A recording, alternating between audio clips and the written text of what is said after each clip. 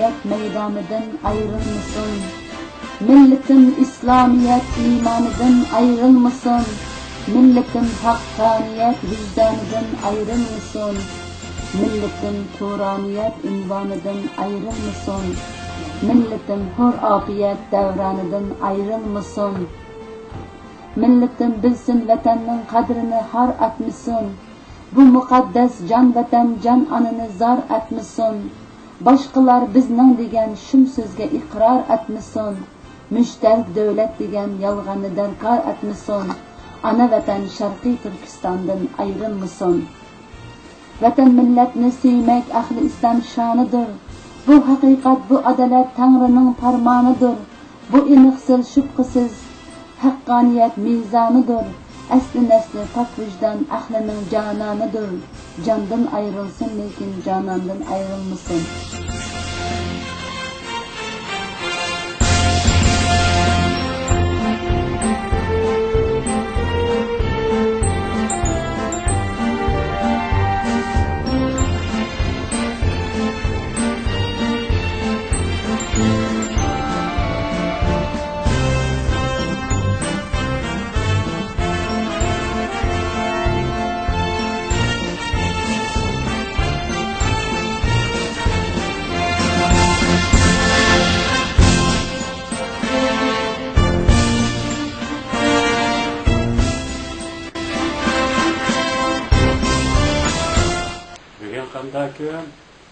Bugun Sharqiy Turkiston Cumhuriyetining qurilgan kuni, bizning davlat bayramimiz.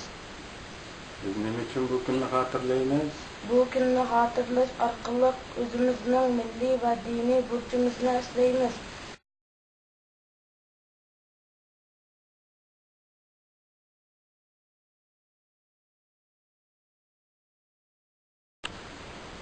Uyg'ur yag'moqli bir sura yodlab berdi.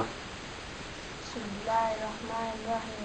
Sabbi ismi rabbikal a'la allazi xalaqa fasawwa wallazi qaddara fahada wallazi akhraja al-mar'a faja'alahu ghusa'an nahwa sanuqrika fala tansa illa ma sha'a Allah innahu ya'lamu jahra wa ma yakhfa wa nuyassiruka lil-yusra fadhakkir innama anta dhikra سيذكر من يخشى ويتجنبها الأشقى الذي يصلى نارا الكبرى ثم لا يموت فيها ولا يحيا قد أفلح من تزكى ذكر اسم ربه فصلى بل تؤثرون حياة الدنيا والآخرة خير وأبقى إن هذا لفي صحف الأولى صحف إبراهيم وموسى. Endi Osman yag'moqli bir sura o'qib berdi. بسم الله الرحمن الرحيم. هل أتاك حديث الغاشية وجوه يومئذ غاشية عاملة ناصبة تصلى نارا حامية تسقى من عين آنية ليس لهم طعام إلا من ضريع لا يسمن ولا يغني من جوع وجوه يومئذ ناعمة لسعيها راضية في جنات عالية وتسمع فيها لاغية فيها عين جارية فيها سرور مرفوعة وأكواب موضوعة ونمارق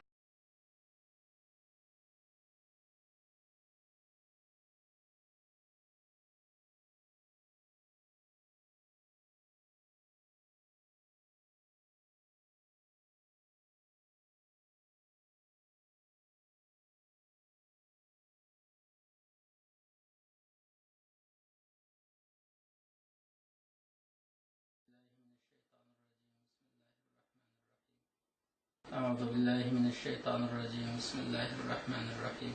الحمد لله رب العالمين والعاقبة للمتقين. الصلاة والسلام على رسوله محمد وآله وأصحابه أجمعين. أما بعد فاذكروني أذكركم واشكروا لي ولا تكفرون. يا أيها الذين آمنوا استعينوا بالصبر والصلاة إن الله مع الصابرين.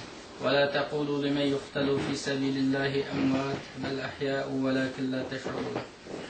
وَلَنَبْلُوَنَّكُمْ بِشَيْءٍ مِّنَ الْخَوْفِ وَالْجُوعِ وَنَقْصٍ مِّنَ الْأَمْوَالِ وَالْأَنفُسِ وَالثَّمَرَاتِ وَبَشِّرِ الصَّابِرِينَ الَّذِينَ إِذَا أَصَابَتْهُمْ مُصِيبَةٌ قَالُوا إِنَّا لِلَّهِ وَإِنَّا إِلَيْهِ راجعون أُولَٰئِكَ عَلَيْهِمْ صَلَوَاتٌ مِّن رَّبِّهِمْ وَرَحْمَةٌ وَأُولَٰئِكَ هُمُ الْمُهْتَدُونَ. Rabbimiz Sure Baqarada 150dan 156 oyatlarga qadar ta'lim-tarbiya beradi. Ey bandilarim, meni sizlar yod qilinglar. Fazkuruni, meni yod qilinglar, men sizlarni yod qilay.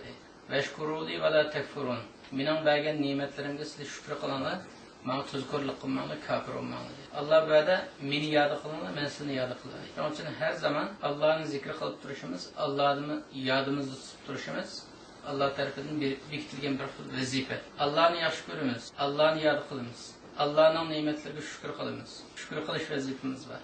Allohga kafir bo'lmas vazifamiz bor. Allohning umid uzmaslik vazifasi. Shuning uchun bugun bu ulug' kunda davlatimiz qurilgan bir yaxshi bir kunda davlatimizning qurilganlik kunini xotirlab o'tadi. Alloh qabul qilsin.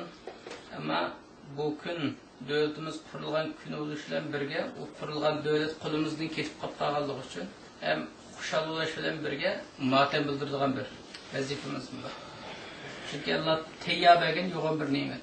İnsan hayotida, millat hayotida mustaqillikni yo'g'on ne'mat olmaydi. Bir millatga nisbatan mustaqil davlati bo'lganga, mustaqil bir zamini bo'lgan, uningda yo'g'on bir ne'mat bo'lmaydi. Shuning uchun biz şu Allah'ın şu yoğun nimetini yad qilishlar birga Allah'ni yad qilib o'tiramiz. Agar Allah'ni yad qilmagan bo'lsak, qo'limizdan ketib umidsiz bo'lib, karimizni qilib yuribdi. Xitoyning kuchliligi bilan o'zimizning ojizligini solishtirgan vaqtda kuchimiz yetmaydiganligi aniq desak bo'ladi darajada Xitoy kuchli bizga solishtirgan. Ammo bizning umidimiz Alloh bo'lg'achqa, Xitoyning shu Alloh yaratgan, bizning Alloh yaratgan bo'lg'achqa, Xitoyning kuchi Allohning kuchidan eshib ketmaydigan bo'lg'achqa, yani şu Allah'ın, yani şu ümidimizni üzmey, yani şu burun müstakillikni qo'limizga bergan şu Allah, müstakil devlet bergan Allah, bizga yana buningdek kimi beraleydi onu. Allah'ın ümidimizni üzmesek, Allah yana müstakilligimizni beradi. İnşallah yani shunday bir ulug' kunga erishimiz degan umidda, bugun shu davlatimizning mustaqilligini xotirlab o'tiribdi. Mustaqil bo'lish insonlik sifatida. Bizni Alloh inson qilib yaratdi, inson sifatida xalifa qilib yaratdi butun olamga. İnsan xalifa bo'lgan vaqtda Allohning amri farmonlarini joyiga keltiradi. Yani musulmonlar xalifa bo'lgan chaqda Allohning amri farmonlarini Alloh rozi bo'lgan shaklda joyiga keltiradi. Kafirlar boshliq bo'lgan chaqda, dinsizlar beshimizga chiqqan vaqtda hozirgi dunyodagi hamma yerda qirg'inchilik, hamma yerda qatlam, hamma yerda naqshchilik yuz beradi. Shuning uchun Alloh bizni xalifa qilib yaratgankan, insoniyatni xalifa qilib yaratgankan, Allohning xalifalik huquqi cho'qim musulmonlarda bo'lishi lozim. Bu nuqtadan olib aytgan vaqtda Uyg'ur millati musulmon bo'lgandan keyin Uyg'ur millatining qo'lida cho'qim bir mustaqil bir davlat bo'lishi lozim. Bo'lmasa Uyg'ur millati musulmonlik vazifasini ado qilolmaydi. Hozir masalan vatanimizni ko'ryapmiz. Xitoylar hamma jihatdan cheklayapti, dinimizni cheklayapti, madaniyatimizni cheklayapti, tilimizni cheklayapti. Dunyo tarixida insonlar ko'rib boqmagan zulmni ko'ryapti. Fir'avnning zulmidan eshib ketaylik Xitoyning zulmi. Masalan, Fir'avn İsrail o'g'illarining faqat kishilarni o'tirib, ayollarni hayot qo'ydi.